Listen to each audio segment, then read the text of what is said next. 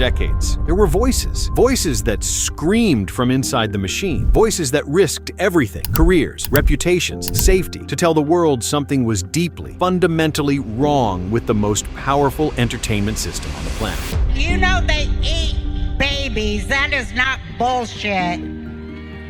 It's true. So it's not just the dogs and the cats, not just the pets. It's not just the dogs and the cats. They're full-on vampires. They love the taste of human flesh and they drink human blood. They were laughed at. They were mocked on late-night television. They were blacklisted, canceled, and pushed to the fringes of public life. The media had one job when these voices got too loud. I can tell you that the number one problem in Hollywood was and is and always will be pedophilia. That's the biggest problem for children in this industry. What happens when everything they warned us about starts coming true? You are cast out, you are scorned, you are shunned, you don't exist. You are effectively dead. They called them crazy. They weren't. Let's start by establishing something important. Because before we can talk about what's been revealed, we need to understand the system that spent decades making sure it would never be revealed at all. Hollywood is not just an entertainment industry. It never was. It is and has been for a very long time one of the most powerful cultural engineering machines ever constructed. It decides what you watch, what you dream about, what you believe is normal, and perhaps most importantly, who you trust. Hollywood, the cultural engineering machine. And that power, that extraordinary, almost incomprehensible cultural power, attracts a very specific type of person. Not just the creative, not just the talented, but the predatory. Back in 2016, an actor named Elijah Wood, someone who had grown up inside the Hollywood machine as a child star, someone who knew its corridors and its backrooms intimately, sat down for an interview with the Sunday Times. And he said something that should have stopped the world. Elijah Wood, Sunday Times interview 2016. He didn't talk about difficult directors. He didn't talk about difficult auditions. He used a very specific, very deliberate word. He called them vipers. He said, and I'm going to quote this carefully because every word matters, "There are a lot of vipers in this industry, people who only have their own interest in mind." What bums me about these situations is that the victims can't speak as loudly as the people in power. That's the tragedy of attempting to reveal what is happening to innocent people. They can be squashed, but their lives have been irreverently damaged. Read that again. He's not talking about one bad person. He's not talking about isolated incidents. He is describing a system, a structured, organized, protected system where predators operate freely because the people at the top of the food chain are either participants or protectors. Elijah Wood, it was all organized. He even went further. He compared what was happening in Hollywood to Jimmy Savile, the British media personality and serial predator who abused hundreds of victims over decades, all while being celebrated and protected by the establishment around him. Think about that comparison for a moment, because Jimmy Savile didn't just operate alone in the dark. He operated in the open. He was on television. He was knighted. He was protected by institutions, by silence, by the social code that says you don't ask questions about certain people. Elijah Wood was telling us the exact same structure existed in Hollywood. And what happened the moment that interview dropped? The media machine goes into overdrive. Within days, not weeks, days, the media machine mobilized. Suddenly there were clarifications. Suddenly there were retractions. Suddenly the narrative shifted from Elijah Wood blows the whistle on Hollywood to Elijah Wood misspoke, and he has no first-hand information, and he was talking about the past. They buried the warning before it could wake people up, and this is where things get strange. Because when you look at the documents that have now been released, the names finally being exposed, the connections finally being traced, Elijah Wood doesn't look like a man who misspoke. He looks like a man who knew exactly what he was talking about. 2026 files. Vipers were real. But Elijah wasn't the first, and he certainly wasn't the last. And before we go further down this road, we need to understand why every single person who tried to tell us this story was treated the same way. There is a playbook. When someone inside a powerful institution tries to expose that institution, there is a very predictable, very deliberate playbook that gets deployed. Step 1, discredit the messenger. Step 2, control the narrative. Step 3, wait for the public to forget. We have seen this playbook used against journalists. We have seen it used against politicians. We have seen it used against scientists. And we have seen it used repeatedly, relentlessly, ruthlessly against celebrities who tried to tell us the truth about Hollywood. The whistleblower playbook. No one knows this better than Corey Feldman. For those who need context, Corey Feldman was one of the biggest child stars of the 1980s. The Goonies, Stand By Me, The Lost Boys. He grew up inside Hollywood from the time he was a young child. He saw things that no child should ever see. And for decades, literally since the 1990s, he has been screaming about it. I was surrounded by them when I was 14 years old. Surrounded. Literally. Didn't even know it. It wasn't until I was old enough to realize what they were and what they wanted and what they were about and the types of people that were surrounding me. Until I went, oh my God, they were everywhere like vultures. Corey Feldman, surrounded at age 14. Vultures. There's that predatory animal imagery again. Elijah Wood said vipers. Corey Feldman said vultures. These aren't poetic choices. These are men describing a specific behavioral pattern, a predatory network that circles the young, the vulnerable, the ambitious, and the innocent. And what did Hollywood do to Corey Feldman? They did exactly what the playbook says. He was mocked on every major late-night talk show. He was framed as a disturbed, bitter, desperate former child star trying to stay relevant. When he tried to release his own documentary To Name Names, a documentary he crowdfunded specifically because no major platform would touch it, he faced what he described as mysterious technical glitches and massive institutional pushback. His documentary was sabotaged, but this is where things get truly alarming. In 2018, Corey Feldman was physically attacked by a stranger. He described it as an attempted hit, a deliberate effort to stop him from speaking. Think about that. A man who had been warning the public about predators in Hollywood for nearly 30 years gets stabbed, and the mainstream media barely covered it. Now ask yourself, if a prominent whistleblower in any other industry was physically attacked after decades of making specific, documented allegations, would that not be front-page news? Would that not trigger an investigation? But the playbook was still running, and so the attack was minimized, the warnings were minimized, and the machine kept spinning. 2018, Corey Feldman attacked. But here's what the playbook never accounted for: the documents. Because when the files began dropping, when names began being named, and connections began being traced, it turned out that Corey Feldman wasn't delusional. He wasn't bitter. He wasn't desperate for attention. He was just decades ahead of the truth. And this raises a question that I want you to sit with as we move forward. If Corey Feldman was telling the truth all along, if Elijah Wood was telling the truth all along, then who was lying? And more importantly, why? This is where the investigation takes a turn that many people aren't comfortable with. But comfort is not the goal here. Truth is. So let's talk about something that has been circulating in the public domain, not as conspiracy theory, but as a pattern of evidence that demands serious examination. The code, what was really being said? When the Epstein files began being released to the public, researchers and investigators began noticing something unusual inside the communications. References to pizza, references to cheese pizza, references to jerky, references to food being delivered, ordered, sent, in contexts that made no logical sense if the food was actually food. Send pizza to Bobby. May I bring in your side of pizza to you? Respectfully, Daphne. What do you mean here, Daphne? Hi, Barry. Can you please meet Jeffrey at 12:45 p.m. at the corner of Lex and 83rd? You will then walk one block to a pizza place. I wanted to let you know that the crew really appreciated the pizza today. Thank you for letting us do that. Okay, maybe that one is actually pizza, right? The crew, the whole crew. Oh God, it makes my stomach sick. Hi, Jojo. Jeffrey would like you to go to Toro's today and buy a large cheese pizza for Bobby. Slayton is staying at 301 and deliver it to the apartments. He will be there when it opens, and when they order the pizza, then deliver to 301. Bobby may or may not be there. Epstein files, the pizza references. Now, I want to be precise here, because precision matters when we're dealing with something this serious. Could some of these references be literally about pizza? Yes, possibly. But the pattern, the frequency, the context in which these references appear in the communications of a man who has now been documented as one of the most prolific and connected predators in modern history. That pattern is worth examining, and this is where Ellen DeGeneres enters the story. Ellen DeGeneres, the connections begin. Ellen DeGeneres was, for nearly 2 decades, one of the most powerful people in American television. Her show ran for 19 years. She was a cultural institution, the face of kindness, positivity, and mainstream acceptability. But when the files started dropping, people started going back through the archive, and what they found raised questions that Ellen has not answered. At the 2014 Academy Awards, one of the most watched televised events in the world, Ellen, while hosting, did something that at the time seemed like a fun, spontaneous bit. She ordered pizza. The 2014 Oscars, the pizza bit. She passed a hat around the room to collect money, and the first person she called on for a donation, Harvey Weinstein, the man who would later become the defining symbol of Hollywood's predatory culture, the man whose name appears throughout the Epstein files, the man who was convicted of unspeakable acts against people who came to him simply trying to build a career. And then she called out by name in the middle of the Oscar broadcast, watched by 1 billion people.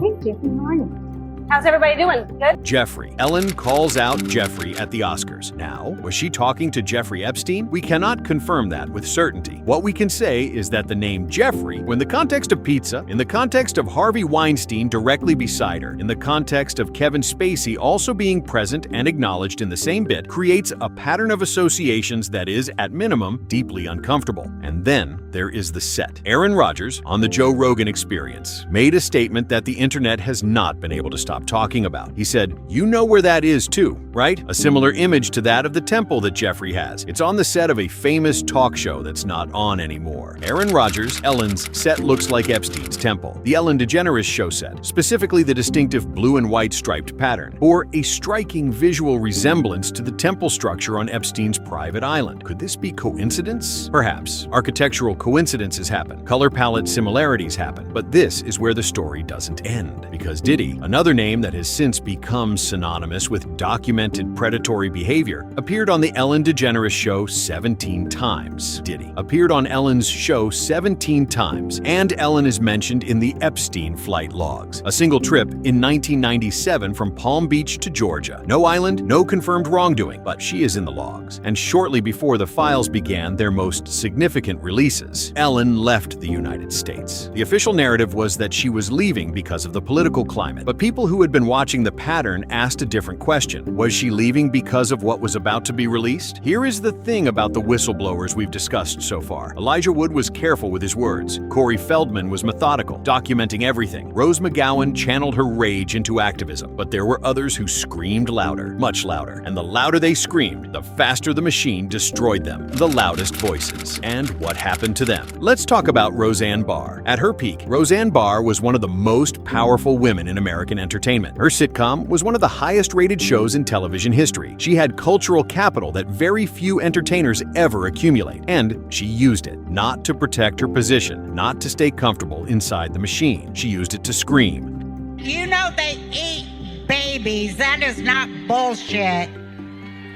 It's true. So it's not just the dogs and the cats, not just the pets. It's not just the dogs and the cats.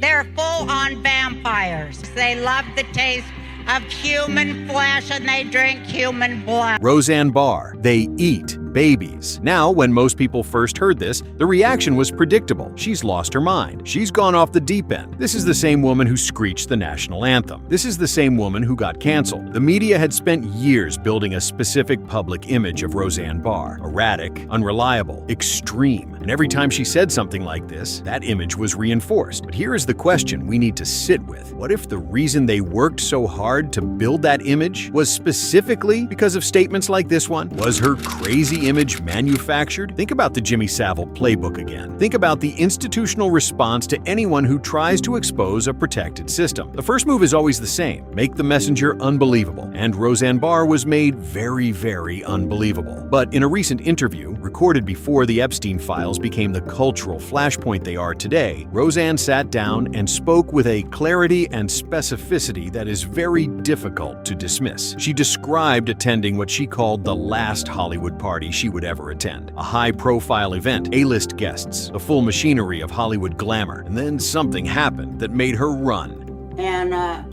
in comes a big movie star, and with him, his date, who was a 12-year-old boy.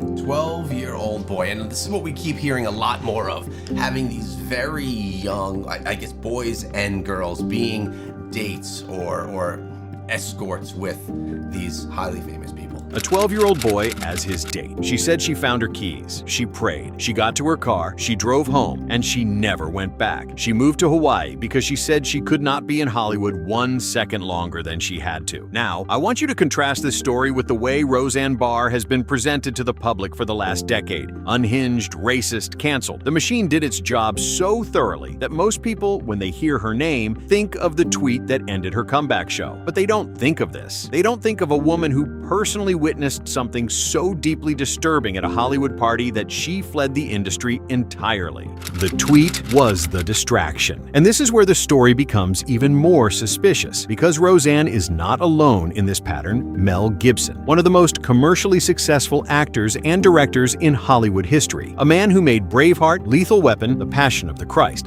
a man who, at his peak, was arguably the biggest movie star on the planet, and then, seemingly overnight, he was destroyed. The official story is that it was his personal behavior, his recorded rants, his public meltdowns, and yes, those things happened. But here is what gets lost in that narrative. Before all of that, Mel Gibson was one of the loudest voices trying to expose what was happening in Hollywood. He talked about the elite, about the organized nature of the predatory system, about things that the industry did not want discussed in public. And almost immediately after those discussions began gaining traction, the personal destruction campaign began. Convenient timing. Mel Gibson destroyed after speaking out. Roseanne also made an observation in her interview that I think deserves very careful attention. She was asked if there was a fully honest investigation into the Epstein files, into the Diddy parties, into all of it, would anyone in Hollywood be left standing? And Roseanne's answer wasn't about Hollywood at all.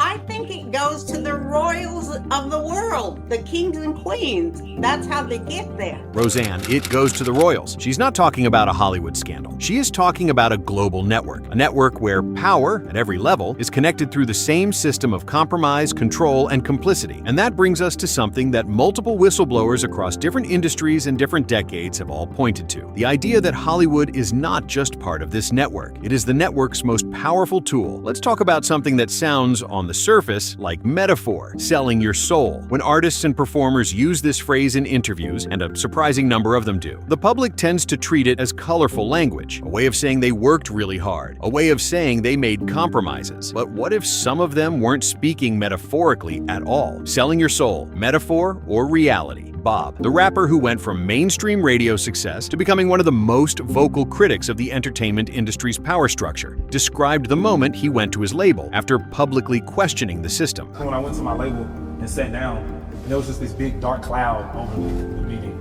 and it was just like, why did you say that? Like, why did you do that? Like the shame and utter disappointment really could throw your career in the blender with that type of information. You know what I'm saying? It's like they're literally programming us to behave a certain type of way. Bob, they programmed us. Programmed. That is the word he used. Not guided, not advised, not managed, programmed. And Lupe Fiasco, another artist who sacrificed his mainstream career to speak about what he called the social engineering function of the music industry, described the entire entertainment machine as a delivery system. Not for music, not for movies, for behavioral control. He said, and this is one of the most chilling things anyone in the music industry has ever said publicly, why kill you when I can just not teach you and get the same results? Lupe Fiasco, why kill you when I can just not teach you? Read that sentence slowly. Why kill you when I can just not teach you and get the same results? He is describing a system where intellectual and spiritual poverty are deliberately manufactured and maintained, where culture is kept at a deliberately low frequency, where the masses are kept distracted, entertained, and intellectually disarmed, because an informed, conscious public is a public that asks questions, and a public that asks questions is a public that eventually asks the right questions. Low-frequency culture, the weapon of control. But there is a darker layer to this, because alongside the cultural suppression, multiple sources have now pointed to something that operates at an even more extreme level inside the highest circles of Hollywood power. Rituals, the language used by whistleblowers, survivors, and investigators across multiple cases and multiple decades, consistently references ceremonies,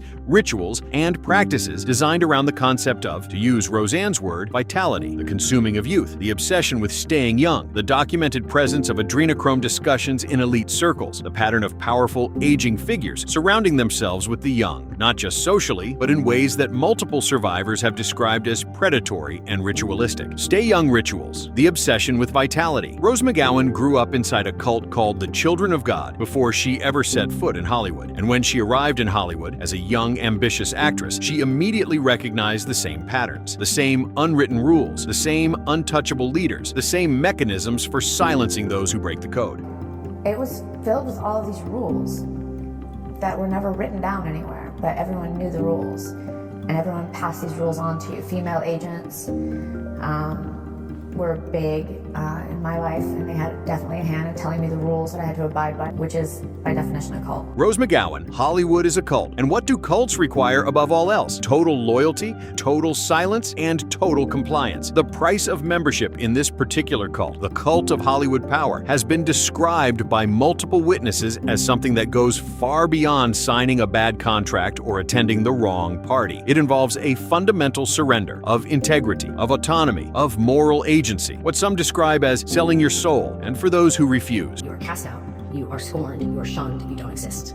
You are effectively dead. The price of refusing, effective death. Effective death. That is what the machine does to those who say no, those who speak, those who warn. And yet, despite everything, they kept speaking. Here is where history turns, because for the longest time, everything we've discussed in this video existed in a specific category in the public mind. Conspiracy theory. That's the box they put it in. Elijah Wood, conspiracy theorist. Corey Feldman, conspiracy theorist. Roseanne Barr, conspiracy theorist. Mel Gibson, conspiracy theorist. Lupe Fiasco, conspiracy theorist. Bob, conspiracy theorist. Every single person who tried to tell us this story was filed away under that label. And that label for a long time worked. The label that silenced them. Conspiracy theorist. But then the files dropped, and the label stopped working. Because the files are not a theory. The files are documents. They are emails. They are flight logs. They are names. Real names. Famous names. Names attached to institutions, to studios, to political offices, to charitable foundations, to cultural empires. The files, not theory, documents. And when people began reading those files, really reading them line by line, something happened that no amount of media management could stop. Recognition. People recognized the patterns that the whistleblowers had been describing for 30 years. They recognized the language, the coded references to pizza and jerky and delivery that made no sense as food orders, but made terrible, devastating sense as something else entirely. They recognized the names. They recognized the connections between the names, the studios, the financiers, the political donors, the island visitors, the parties, the pattern connecting the names.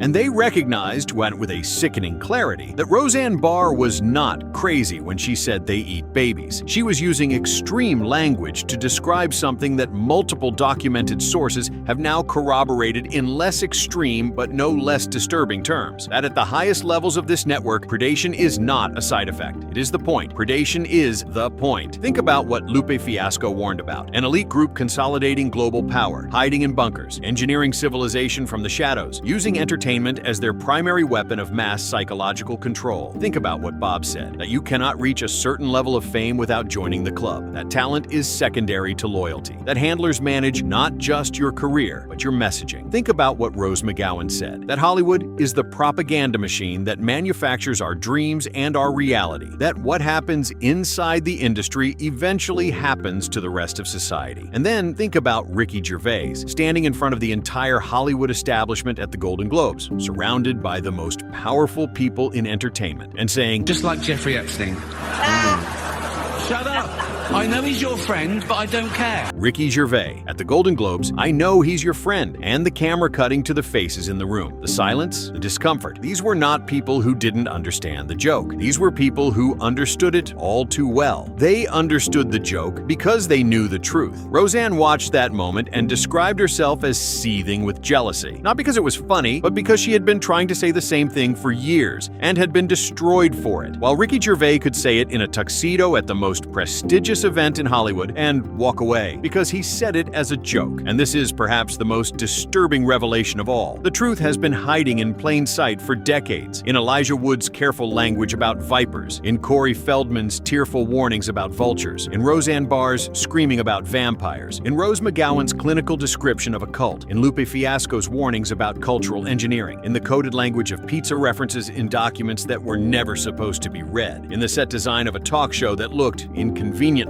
unavoidably, like the temple on a predator's private island. The truth was hiding in plain sight. It was all there, every single piece of it. The cannibalism accusations, the rituals, the soul selling, the youth obsession, the coded language, the protected predators, the silenced witnesses. All of it was there. And the machine, that extraordinary, powerful, ruthless machine, kept us from seeing it. Not by hiding it completely, but by making sure that anyone who pointed at it was immediately, efficiently, and professionally destroyed. So here is where we stand today. The people who were called crazy weren't crazy. The people who were called conspiracy theorists were documenting reality. The people who were blacklisted, canceled, attacked, and silenced were the only ones telling the truth. They were the only ones telling the truth. Elijah Wood told us about the Vipers. Corey Feldman told us about the Vultures. Roseanne Barr told us about the vampires. Rose McGowan told us about the cult. Lupe Fiasco told us about the engineers. Bob told us about the programmers. And now, the files are unredacted. The names are visible. The connections are traceable. The pattern is undeniable. The files are unredacted. The names are visible. And perhaps the most uncomfortable question of all, the one that keeps getting louder as more documents surface, is not about the people who did these things. We know who they are now. The uncomfortable question is, what does it say about the system that protected them for so long? What does it say about the media that mocked the whistleblowers? What does it say about the platforms that deranked, demonetized, and deplatformed anyone who tried to connect the dots? What does it say about the culture machine that kept us watching, kept us distracted, kept us arguing about everything except the thing that actually mattered? What does it say about the system that protected them? Rose McGowan said it best. She didn't run, even when they came for her. A warning.